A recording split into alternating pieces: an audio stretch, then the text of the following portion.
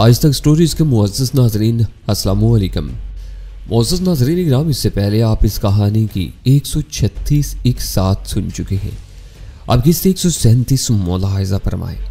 وہ صبح کے ناشتے اور اخبار وغیرہ کے سلسلے میں استقبالیہ کلرک یا روم سروس والوں کی اندرونی کال بھی ہو سکتی تھی، لیکن اس وقت ہم جن خطرناک حالات سے دوچار تھے ان کی وجہ سے ہر معمولی بات بھی اپنی اصلیت سے کئی گنا بڑی ہو کر ہمیں نظر آتی تھی۔ اس شہر میں ہمارا کون سا شناسا نکلا؟ سلطان شاہ کے ہونٹوں سے سرسراتی ہوئی آواز نکلی، تم خاموش رہنا، میں دیکھتا ہوں۔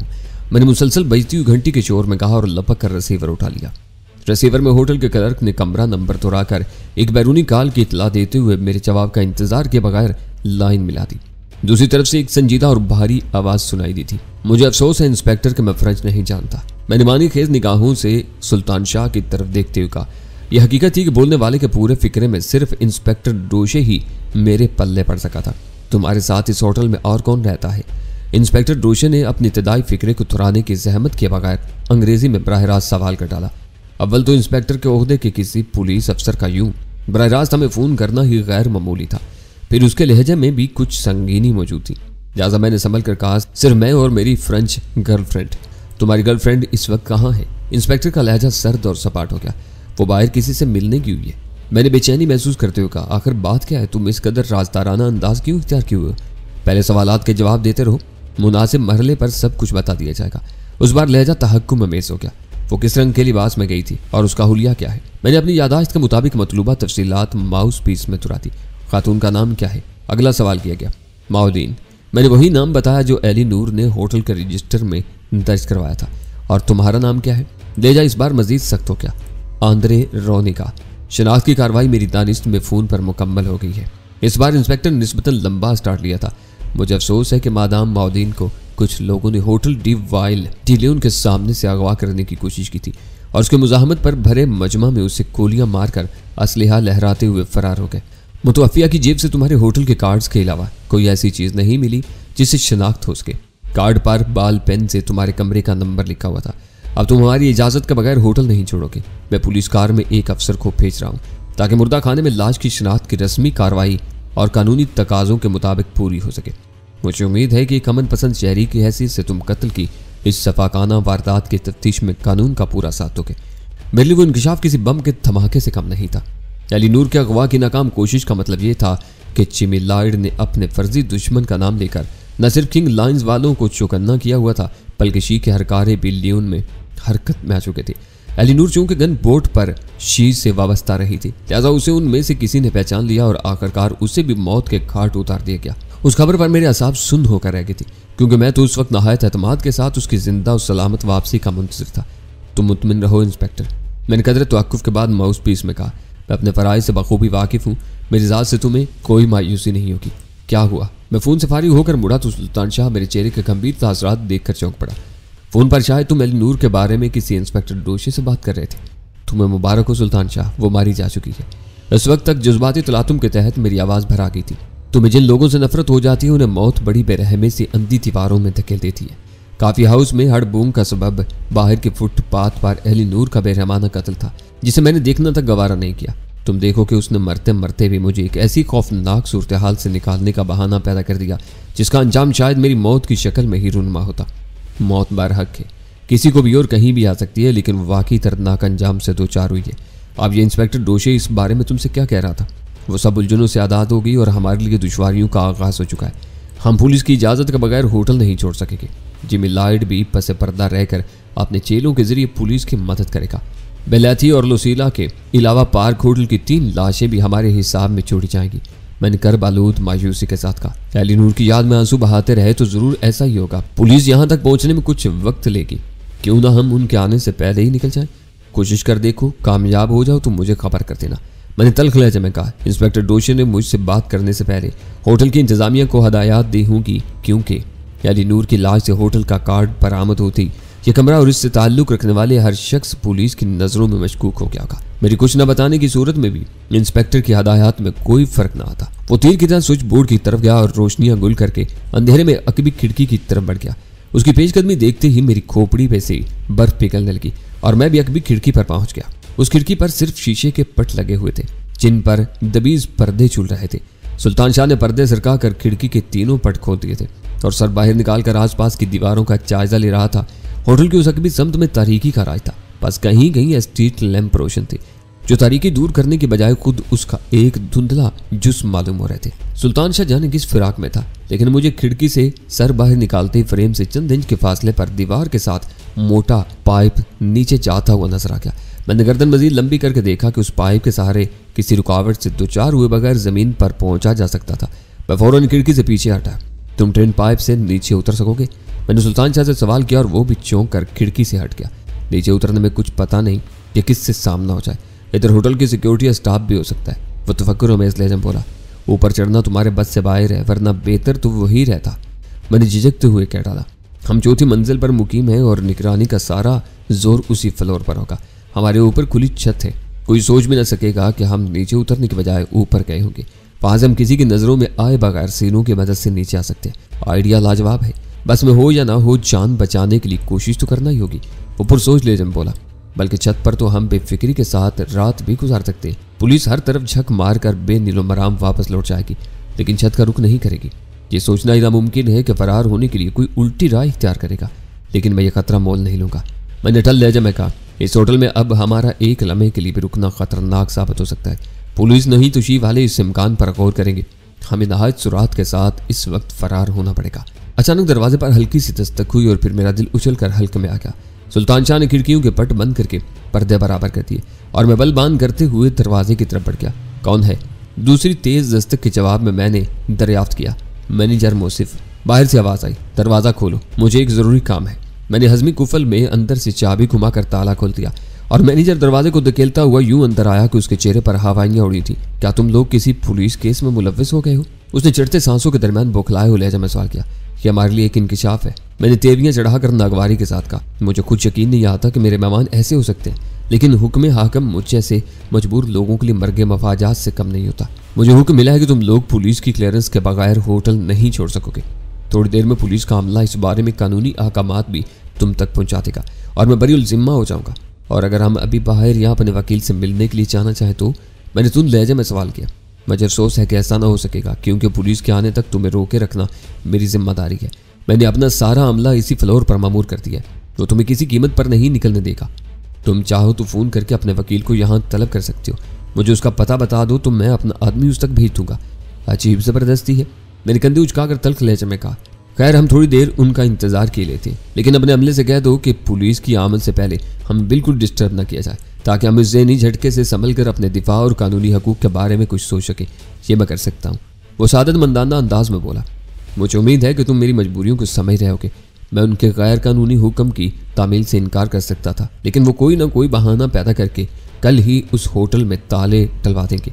उनके मुखासमत मोल लेकर हम लोग एक दिन भी नहीं पनप सकते। हम सब समझते हैं। अब तुम जाओ और हमें तनहा छोड़ दो, मैंने उकताए हुए लहजे में कहा और वो तेज़ी के साथ बाहर निकल गया। मैंने चाबी घुमाकर दरवाज़ा न सिर्फ मुकफ़िल कर दिया बल्कि बुलेट भी चढ़ा दिया, ताकि दरवाज़ा गिराए बगैर कोई अंदर दाखिल न हो सके। सूरत हाल बहुत तेज़ी के साथ एक ख़ास रुख इख्तियार कर चुकी थी और हमारे पास ज़्यादा वक्त नहीं था।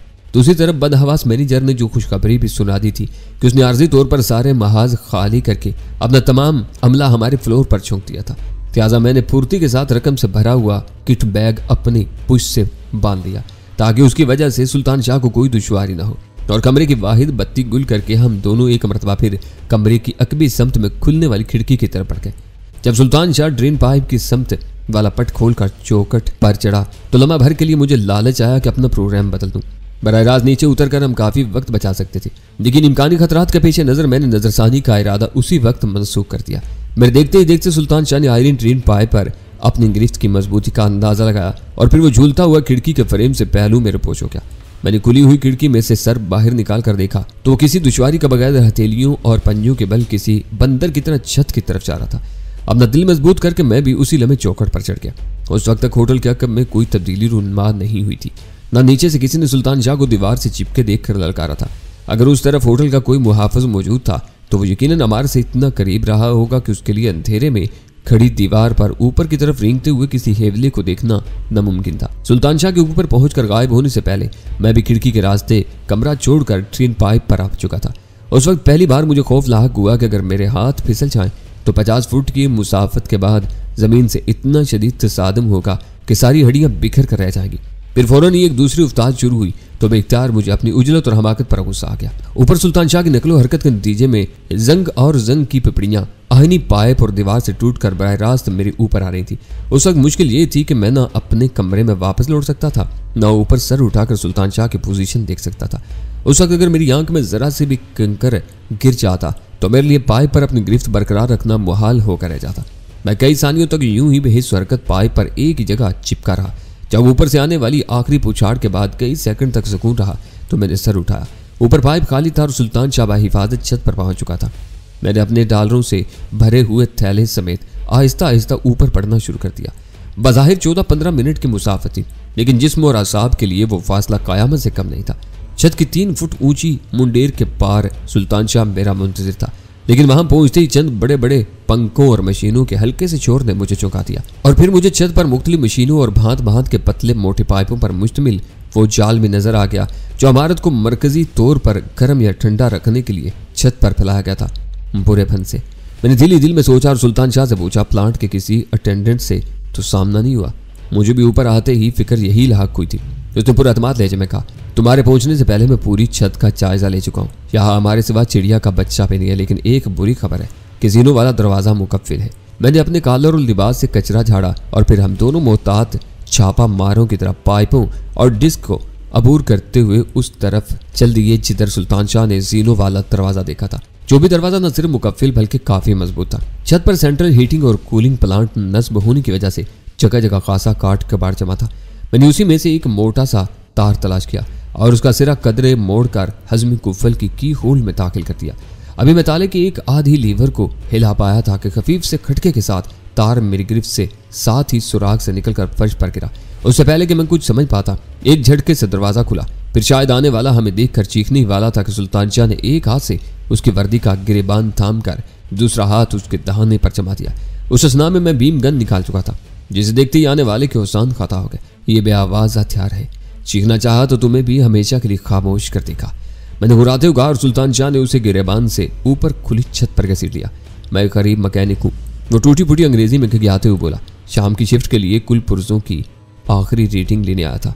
11 बजे रात वालों के आने से पहले ये मेरा मामूल है। मुझे तुमसे कोई तारुज़ नहीं है, मैं अपनी ज़ुबान बंद रखूँगा। वो गरीब मेहनत कश था जो अपने फ़राइज़ के बजाय आवरी में इत्तफ़ाक़न ही हमारी इज़्ज़त में आ गया था और फिर उसने दरवाजे का कुफल खोलकर हमारी एक मुश्किल भी आसान की थी। लिहाजा मैंने बीम गन को फिजा में उछाल कर उसकी नाल अपनी गिरफ्त में ले ली और उसका आहनी दस्ता नपे-तुले अंदाज में उसकी कनपट्टी पर बजा दिया। सुल्तान शाह ने उस वक्त उसका दहाना पूरी कुव्वत से दबोच रखा था, लिहाजा वो मजबूर बेकस कैदी कोई इस्तरारी आवाज़ भी ना निकाल सका और खामोशी के साथ फर्श पर ढेर हो गया। मुझे यकीन था कि जब तक उसे होश आएगा या रात की शिफ्ट वाले उससे दरियाफ्त करेंगे, हम होटल की हदूद से बहुत दूर निकल चुके होंगे। जीनों पर रहनुमाई मैंने संभाली, बीम गन मेरे हाथ में थी। सुल्तान शाह भी एक्सप्लोरर के इस्तेमाल के लिए पूरी तरह तैयार था। सीढ़ियाँ तय करके मैंने नीचे झांका, लेकिन वहाँ नीचे ऊपर तक सन्नाटा छाया हुआ था। चौथी मंजिल तक के जीने हमने बहुत एहतियात के साथ फूंक फूंक कर तय किए, क्योंकि मैनेजर की जुबानी हमें चौथी मंजिल पर होने वाली गैर जरूरी इज्तिमा की इत्तला मिल चुकी थी। जब वहां तक मैदान साफ मिला तो बकिया जीने हमने दौड़ते हुए अबूर किए और दूसरी मंजिल का दरवाज़ा खोल कर रहायशी कमरों वाली एक राहदारी में दाखिल हो गए। राहदारी हस्ब तवक्का वीरान पड़ी हुई थी।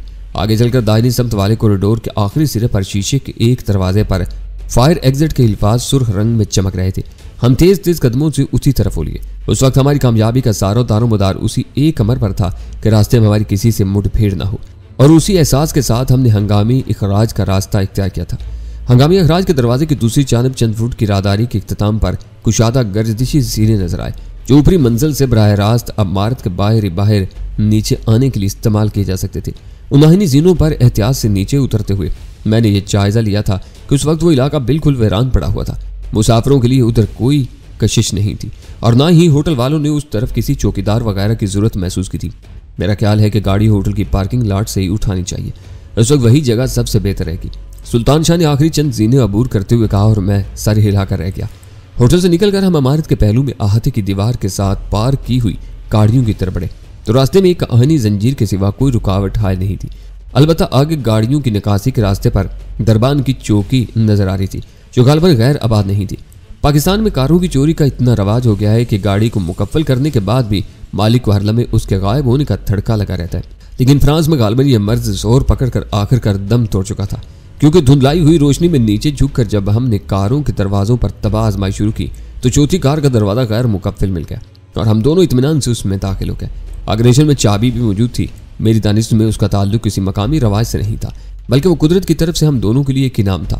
اگلی لمحے جاپانی ساخت کی ایک سیاہ ٹوٹا کراؤن کا انجن سٹارٹ ہوا اور میں نے کار ریورس میں قطار سے نکال لی، اور جب ہم نکاسی کے راستے کی طرف روانہ ہوئے تو نگران نے دور ہی سے ہیڈ لیمپس کی روشنی دیکھ کر رکاوٹ والی زنجیر ڈال دی۔ بات پھر وہی آ گئی کہ لیون میرے لیے ایک اجنبی شہر تھا جس کے راستوں سے میں بالکل لاعلم تھا، جبکہ ہم زیادہ دیر تک شہر میں بھٹکنے کا خطرہ مول نہیں لے سکتے تھے۔ اس لیے میں نے ذرا بھی توقف کیے بغیر کار داہنی طرف موڑ دی۔ مجھے اتنا یاد تھا کہ میں کچھ دیر قبل اس طرف سے ہوٹل واپس آیا تھا۔ خدا کا شکر ہے کہ ہم ہوٹل سے خیریت کے ساتھ نکل آئے۔ شاید ابھی تک پولیس کی نفری وہاں نہیں پہنچی، ورنہ بھاگ دوڑ کے کچھ آثار ضرور نظر آتے۔ سلطان شاہ نے کہا، پولیس آ چکی ہوگی۔ میں نے پرشکین لہجے میں کہا، جب تک وہ بند دروازہ توڑ کر اندر داخل نہیں ہوں گے انہیں اصل صورتحال کا اندازہ بھی نہیں ہو سکے گا۔ آپ پولیس جانے اور ہوٹل کی انتظامیہ جانے، لیکن سوال یہ ہے کہ ہم کدھر جا رہے ہیں؟ سچی بات تو یہ ہے کہ مجھے کچھ خاص علم نہیں۔ میں نے اپنی پوچھ سے رقم کا تھیلا الگ کرتے ہوئے کہا، کیونکہ وہ میرے لیے ڈرائیونگ میں رکاوٹ کا سبب بن رہا تھا۔ میری کوشش یہ ہے کہ ہم کسی بس اسٹینڈ کی طرف جا نکلیں تو اس کار سے گلو خلاصی ہو جائے گی۔ بس کے ذریعے سفر کرنے میں ہم راستوں کی فکر سے بھی بچ جائیں گے۔ علی نور زندہ ہوتی تو اس وقت ہم اس کار سے فرار ہو سکتے تھے۔ سلطان شاہ نے میری پوچھ سے رقم کا تھیلا لیتے ہوئے متاسفانہ لہجے میں کہا۔ علی نور کا نام آتے ہی میں اداس ہو گیا۔ اس کا کردار برا بھلا جیسا بھی رہا ہو، وہ ایک مخلص لڑکی تھی، اور گن بورڈ پر مجھ سے پہلی ملاقات کے بعد سے اس کے رویے میں ایک قابل احترام تسلسل پایا جاتا تھا۔ میں اس سے شی کی ایک آئی مین کی حیثیت سے متعارف ہوا تھا، لیکن بعد میں ڈینی کی حیثیت کا اعتراف کر لینے کے بعد بھی میں اس کے طرز عمل میں کوئی تبدیلی محسوس نہ کر سکا۔ وہ ہر مرلے پر دل و جان کی گہرائیوں سے ہمارا ساتھ دیتی رہی اور آخرکار تعاون کے اسی جذبے کی بھینٹ چڑکی، لیکن اس کی موت رائے گاہ نہیں گئی تھی۔ اس نے اپنے آخری سانسوں سے مجھ کو ایک نئی زندگی عطا کی تھی، ورنہ اس وقت میں لیون کی سڑکوں پر سفر کرنے کے بجائے کسی حوالات کی آئینی سلاخوں کے پیچھے قید ہوتا اور لسیلا اپنے آقا سے اپنی کارکردگی کا خراج وصول کر رہی ہوتی۔ ابھی ہم اس سڑک پر کچھ ہی دور گئے تھے کہ اچانک مخالفت سے پولیس کی 2 گاڑیاں سائرن بجاتی ہوئی برق رفتاری کے ساتھ نمودار ہوئیں اور آنن فانن میں ہمارے قریب سے گزر کر ہوٹل کی طرف چلی گئیں۔ شاید انہیں اصل صورتحال کا علم ہو گیا ہے، سلطان شاہ نے تبصرہ کیا۔ ان سے زیادہ مجھے اب اپنی فکر لاحق ہو رہی ہے۔ میں نے کم نوا آئین میں پیچھے کا جائزہ لیتے ہوئے کہا، پتہ نہیں کہ ہمیں لیون سے نکلنا نصیب بھی ہوتا ہے یا نہیں۔ کیا بات ہے، تم ایک دم ہی مایوس نظر آنے لگے ہو؟ سلطان شاہ نے چونک کر سوال کیا۔ تم ڈرائیونگ سیٹ پر ہوتے تو تمہارا رد عمل بھی مختلف نہ ہوتا۔ میں نے گہرا سانس لے کر کہا۔ ہوٹل سے نکلنے کے چند ثانیوں بعد ہی ایک کار ہمارے پیچھے لگی تھی جو کسی بھی قیمت پر آگے نکلنے کے لیے تیار نہیں ہے، بس اسی کی طرف سے فکر لاحق ہو رہی ہے۔ سلطان شاہ نے مڑ کر پیچھے کا جائزہ لیا، پھر بولا، یہ شی والے تو ہرگز نہیں ہو سکتے۔ کیا ان کے ہیڈ لیمپ سے ہی اندازہ لگا لیا تم نے؟ میں نے تلخ ہنسی کے ساتھ کہا، ایسے مواقع پر شتر مرغ کی طرح خوش فہمی میں مبتلا ہونا بہت نقصان دہ ثابت ہوتا ہے۔ وہ لوگ لیون میں پچھلے چند گھنٹوں میں پے در پے 3 بار ذکر اٹھا چکے ہیں۔ تمہیں گھیرنے کے چکر میں لسیلا مارے گی۔ علی نور کے اغوا کی کوشش ناکام ہوئی اور اب ہم ان کی ساری پیش بندیوں کے باوجود اپنے ہوٹل سے نکل پا گئے۔ وہ جارحانہ مزاج کے قاتلوں اور مجرموں کا ٹولہ ہے۔ اس وقت وہ سخت اشتعال کے عالم میں ہوں گے۔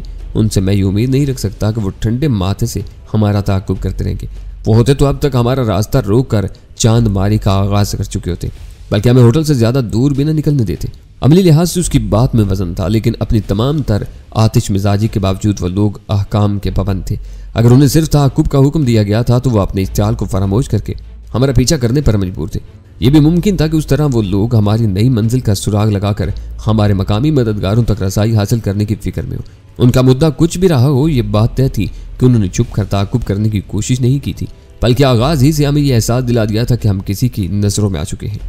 مجھے یہ خیال بھی آیا کہ کہیں وہ سادہ پوش پولیس والوں کی کوئی جماعت نہ ہو جسے ہوٹل سے نکلنے والوں کی نگرانی پر مأمور کیا گیا ہو، لیکن یہ نظریہ بالکل بے وزن تھا۔ اگر وہ اسی طرح ہر کار کا تعاقب کرتے تو ہوٹل پر سینکڑوں کی نفری بھی کم پڑ سکتی تھی۔ اگر وہ پولیس والے ہوتے تو اس امر کے مجاز تھے کہ ہوٹل سے نکلتے ہوئے ہمیں روک کر چیکنگ کرتے۔ انہیں چوروں کی طرح ہمارا پیچھا کرنے کی بظاہر کوئی مجبوری لاحق نہیں تھی۔ اچانک انہوں نے ایک نئی حرکت کی اور پیچھے سے 3 بار ڈپر مارے۔ تیسری بار ان کے ہیڈ لیمپس کی روشنی تیز ہو کر مدھم ہوتی ان کی رفتار بڑھی اور وہ گاڑی یک بیک ہمارے بہت قریب آ گئی۔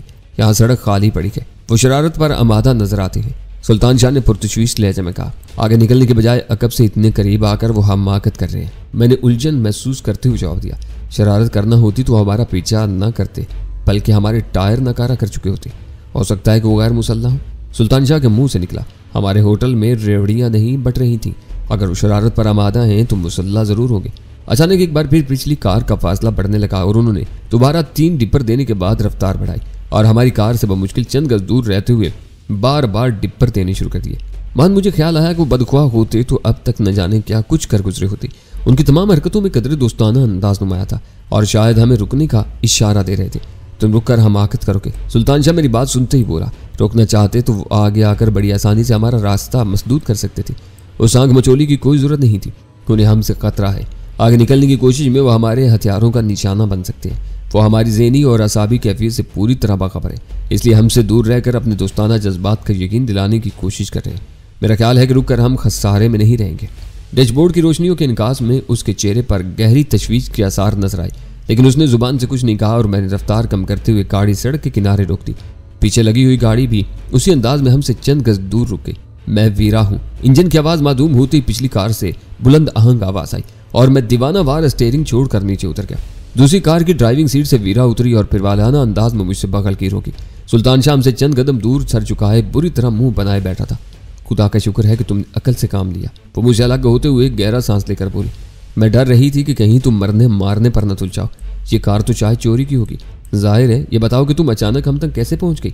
इन संगीन लम्हात में वीरा को अपने रूबरू देखकर मुझे अपनी आंखों पर यकीन नहीं आ रहा था। जिताम में स्लाइड के हवाले करने के बाद हमसे उसका राब्ता मफकूद था और अब वो अचानक ही लियोन की उस चाराह पर हमसे आ मिली थी।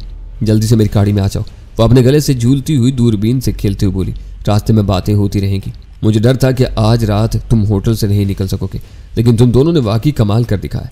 मैं सोच रही थी कि तुम पाइप से नीचे उतरोगे, लेकिन तुमने मुश्किल मगर महफूज रास्ता अपनाया था। उसकी जुबान से वो तफसील सुनकर मैं हैरान रह गया। वैसे तो हैरानकुन बात ये भी थी कि उसके जिस्म पर पूरी फौजी वर्दी मौजूद थी, जिसमें वो बहुत शानदार लग रही थी। लेकिन उससे उस बारे में कोई बात किए बगैर हम दोनों उसकी कार में सवार हो गए और सियार टोयोटा क्राउन को वहीं लावारिस छोड़कर हमारा कारवां आगे बढ़ गया।